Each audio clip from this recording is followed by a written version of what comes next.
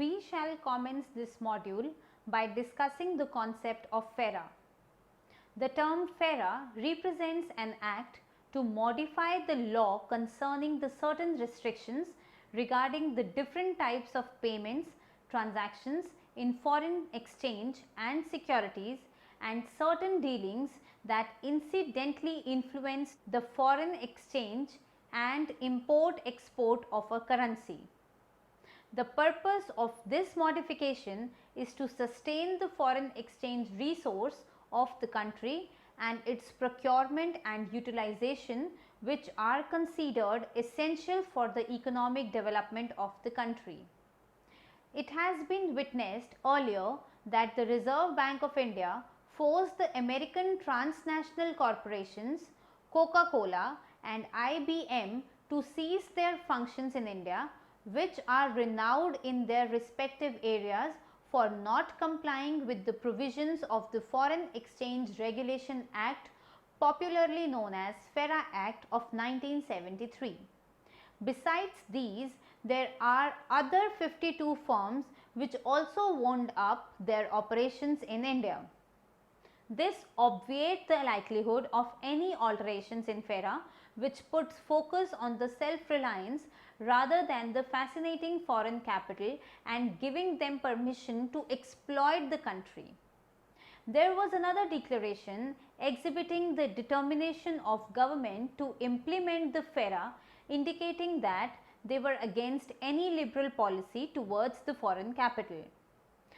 Foreign Exchange Regulation Act, that is FERA, was constituted as legislation passed by the Indian Parliament in 1973 by the government of Indira Gandhi.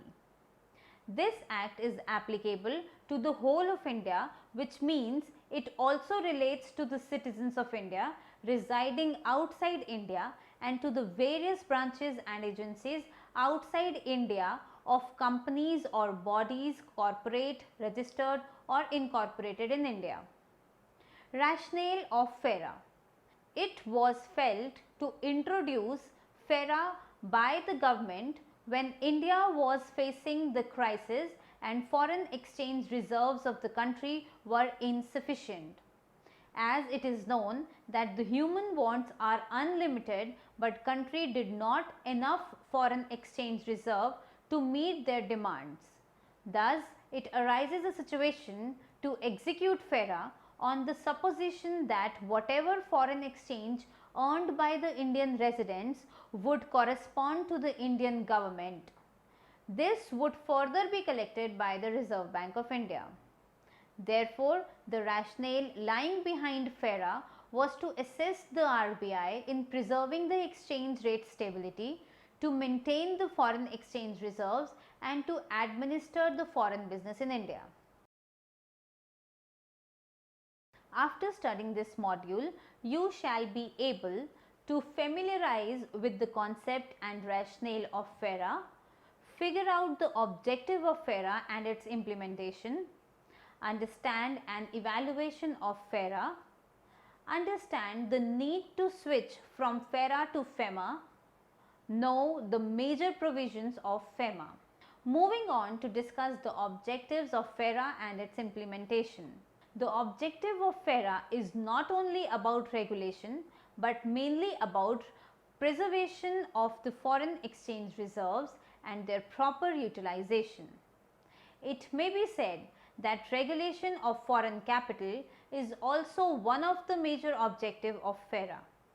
Supportive evidence has been presented before the Joint Parliamentary Committee by the officials of Ministry of Finance regarding the replacement of the earlier FERA Act of 1947 by the new one. This has been carried out to deal properly with three main facets: to regulate foreign capital in India, to regulate employment of foreigners in India, and to enforce the provisions regarding the foreign exchange leakages, making it stringent. For the purpose of regulating foreign capital, there is need to understand the foreign corporate sector in India, which consists of branches of companies incorporated abroad and companies incorporated in India but controlled by the foreigners. In order to separately regulate the foreign companies, proper distinction should be made signifying the distinctive features of both the Indian companies and the foreign companies. This would imply another objective of FERA in regulating the foreign companies. FERA consists of total 81 sections, out of which section 29 is considered relevant.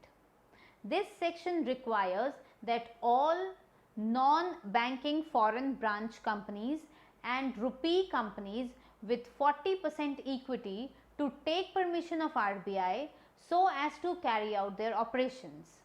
These operations signify either the purchase shares or takeover fully or partly by any undertaking engaged in performing functions, whether of trading, commercial or industrial nature. Implementation of FERA.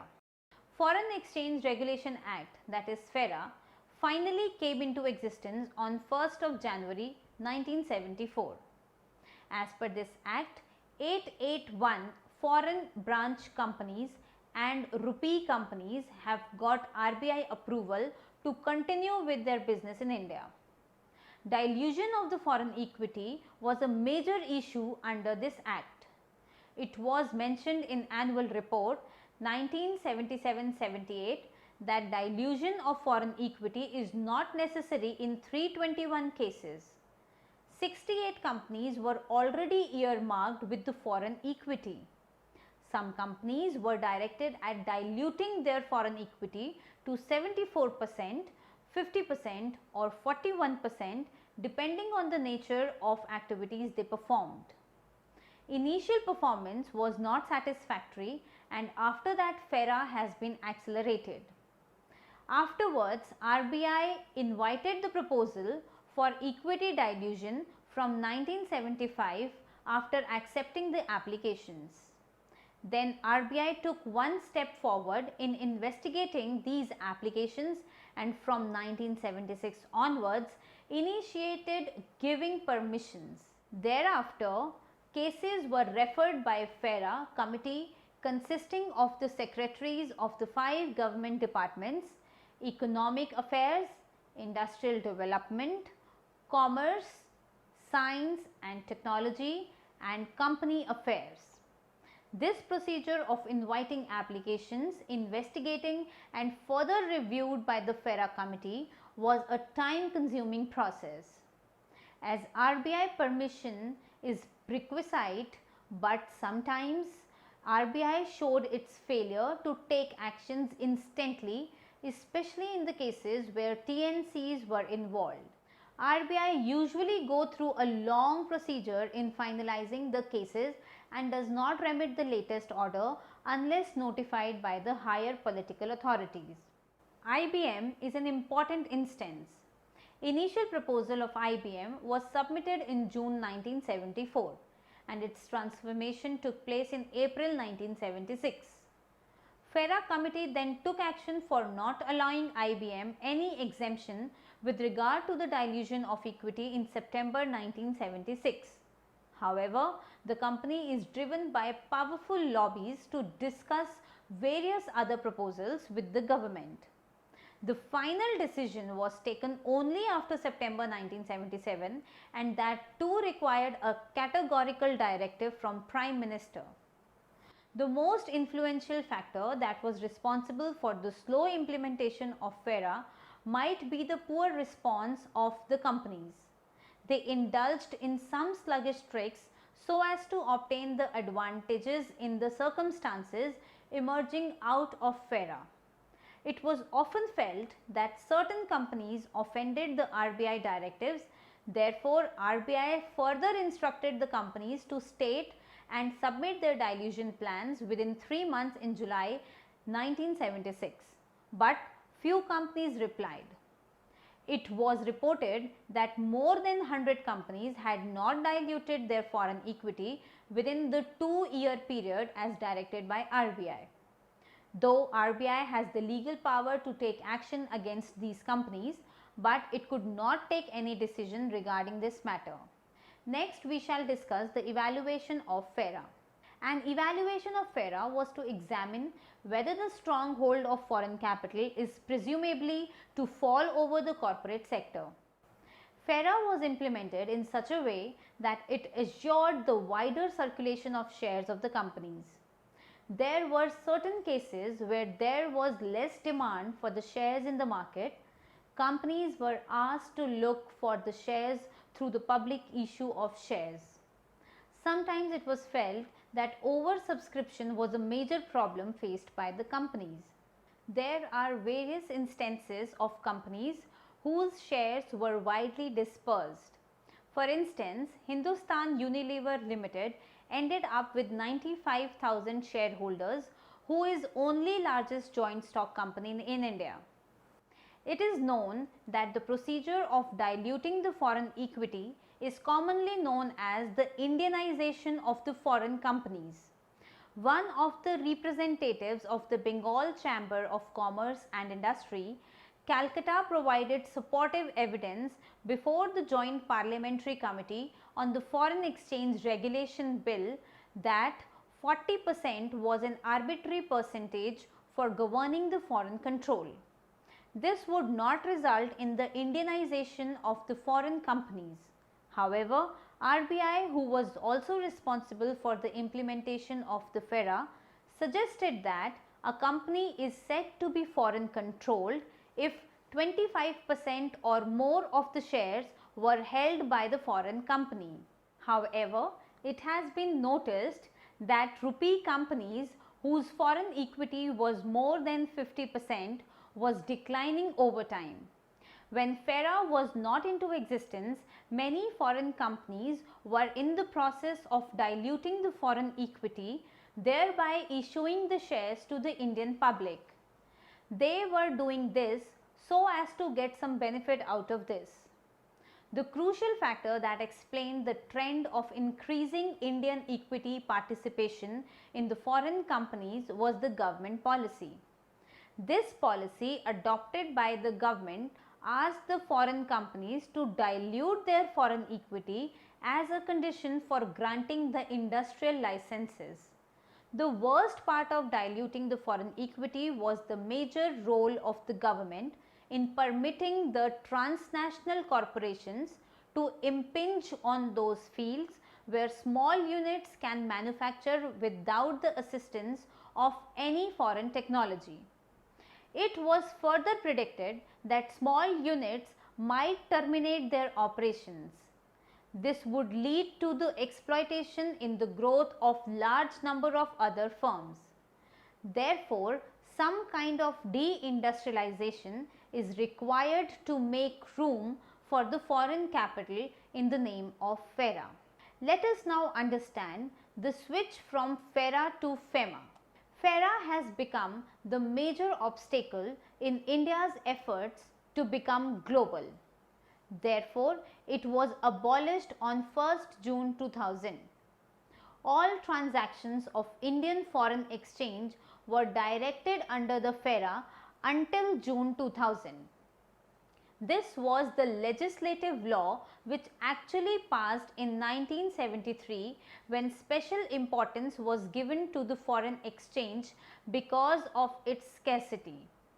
By the end of 90s, it was felt that FERA was not successful in regulating the foreign exchange transactions and became a hindrance in India's endeavour to compete with other developing countries. Therefore, FEMA took the place of FERA, thereby aiming at relaxation of controls over the foreign exchange transactions.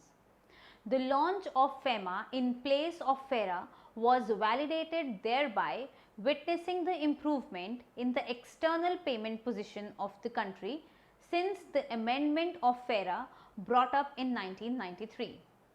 This was exhibited in the expansion of foreign exchange reserves and the assertiveness of the country in moving towards the external sector. The task of FEMA lies in diluting the existing restrictions on the foreign exchange dealings by taking the significant steps. Initially, the provisions of FERA were diluted. In the first provision, unlike FERA, the violations of the FEMA would not attract criminal proceedings. In the second provision, any contravention of the Act would lead to a penalty after the process of verdict up to twice the amount involved in such contravention. However, the penalty might be up to rupees 1 lakhs if the amount was not measurable. This made a shift from FERA to FEMA, where the penalty in contravention was 5 times the amount and simultaneous initiation of criminal proceedings. Now, we will discuss the major provisions of FEMA. The main objective of FEMA was to enhance and revise the law concerning about foreign exchange with the aim of facilitating the external trade and payment. This Act also performed the task of promoting the development and upliftment of foreign exchange market in India. FEMA also applied to whole of India, that is to all branches, offices and agencies outside India owned or controlled by a person who is a resident of India. Major provisions of FEMA are as follows. First, without the approval of the RBI, no person can transfer any foreign exchange to any person not being an authorized person, make any payment to any person resident outside India, or impose restrictions on the current account transactions. Second, no restriction would be imposed by the Reserve Bank of India on the drawing of foreign exchange for payment due on the account of amortization of loans or depreciation of direct investments in the ordinary course of business. Third, a person resident in India is not allowed to transfer or issue any security unless an exemption has been provided in the Act or regulations made under the permission of the Reserve Bank of India. This Act defines a person resident in India. A person residing in India for more than 182 days qualifies to be a resident. Fourth, a person residing outside India or a branch, office or agency in India of a person outside India is not allowed to transfer or issue any foreign security unless directed by the RBI of India. Fifth, the RBI can restrict any borrowing or lending or deposits in the foreign exchange in whatever form called between a person resident in India and a person resident outside India. Sixth, restrictions has also been imposed on export, import or holding of currency or currency notes. Seventh, there is a prohibition by the RBI on transfer of immovable property outside India other than a lease not exceeding 5 years by a person resident in India. Eighth, Reserve Bank of India also put restrictions on the acquisition or transfer of immovable property in India other than a lease not exceeding 5 years by a person resident outside India. Ninth, export proceeds relating to the goods and services are expected to be realized within a period of 6 months from the shipment date. However, in the case of proceeds relating to the warehouse established abroad are required to be realized within 15 months from the shipment date with the approval of the Reserve Bank of India. Now, we will discuss that the change over from FERA to FEMA has achieved the objective of the policymakers or not. The scrap of FERA showed an important change in the behavior of government toward the foreign capital. FERA was the means for the government to regulate the foreign capital for the development of the country. However, FERA was declared fragile due to the dilution of equity. The dilution of foreign equity did not imply diminishing control of the foreign investor over an enterprise. The reality was that Even with a less than majority stake in the holding, the foreign investor was successful in controlling the enterprise because of the wide dispersion of the numbers of shareholders. This purpose of the foreign investor was proclaimed validity in US Department of Commerce documented before the establishment of FERA. Some rules had come up stating that some foreign firms found corporate control as an important condition to get an entry in the Indian market. In certain cases, they acquire 40% of the shares in the joint ventures. Realizing the objective of regulating foreign capital by reserving its sovereign rights in the absence of FERA revealed the rationale of FEMA.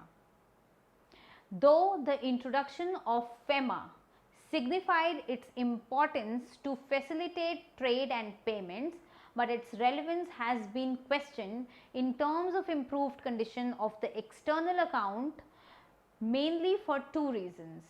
The first reason was stated as whatever claims that external payment situation was sufficient to benefit such relaxation of controls did not stand close scrutiny. Second, the global financial markets had experienced the chaos due to which the imposition of exchange controls was in favor of the policymakers in some of the distressed countries. Thus, it can be concluded that the timings of FEMA was not considered advantageous either in terms of relaxation of control over the foreign exchange transactions or in regulating the foreign investment. Moving on to discuss the FEMA, a step towards capital account convertibility. Capital account convertibility refers to the freedom of transforming the local financial assets into the foreign financial assets and vice versa at the market determined rate of exchange. Section 6 of the Foreign Exchange Management Act describes some components of the capital account convertibility. It is explained in such a way specifying that RBI has the right to specify certain capital account transactions for which the foreign exchange is freely available. Subsection 2 of section 6 states that provided that the Reserve Bank shall not impose any restriction on the drawal of the foreign exchange for the payments due to the account of amortization of loans or for the depreciation of the direct investments in the ordinary course of business. There are certain points to be kept in mind. First, there must be an assurance that the interest of the international investors will be protected. This is the main matter of the importance, stating that the current state of the multilateral negotiations aimed at deregulating the foreign investment. Second, the scope of convertibility will be widened if it is found that the loans are fungible. It is also known that proposed amendment has come up in the definition of a person resident in India.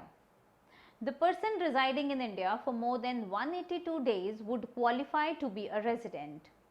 This relaxation of controls that a class of residents would enjoy represents a definite step towards broadening the scope of capital account convertibility in the country.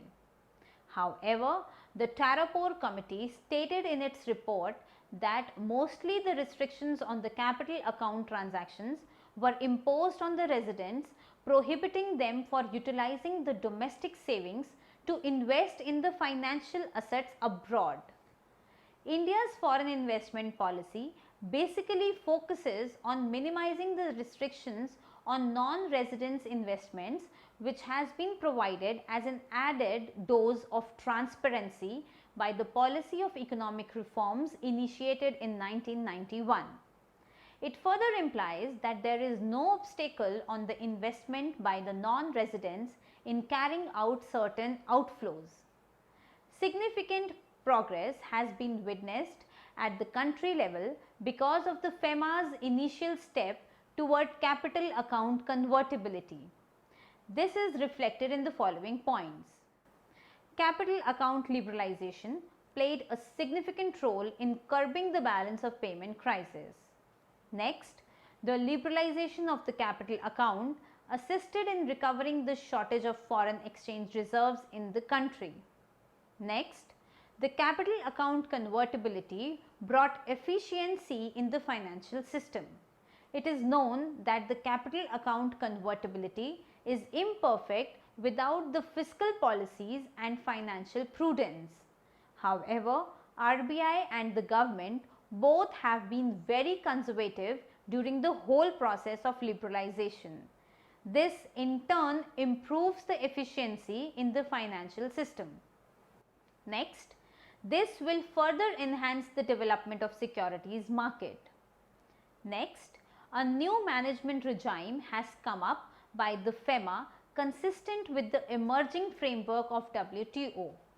Thus, global presence of the country and its relations with the trading counterparts are also on the progress. Now, we will summarize what we have studied in this module. FERA, referred to as Foreign Exchange Regulation Act, which was enacted in 1973 and finally came into existence on 1st January 1974. It is regarded as the scarce commodity due to scarcity of foreign exchange reserves. The purpose of FERA was to regulate the certain payments dealing in certain foreign exchange and securities, transactions indirectly affecting the foreign exchange reserves, and the import and export of a currency for the preservation of the foreign reserves in the country. FERA was implemented in such a way that it assured wider circulation of shares of the companies. FERA has become the major obstacle in India's effort to become global. Therefore, it was abolished on 1st June 2000.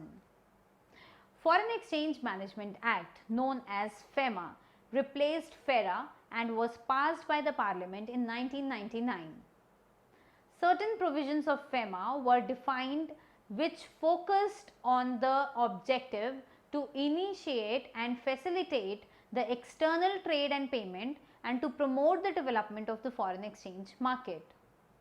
Realizing the objective of regulating the foreign capital by reserving its sovereign rights in the absence of FERA revealed the rationale of FEMA. The timing of FEMA was not considered advantageous either in terms of relaxation of control over the foreign exchange transactions or in regulating the foreign investment.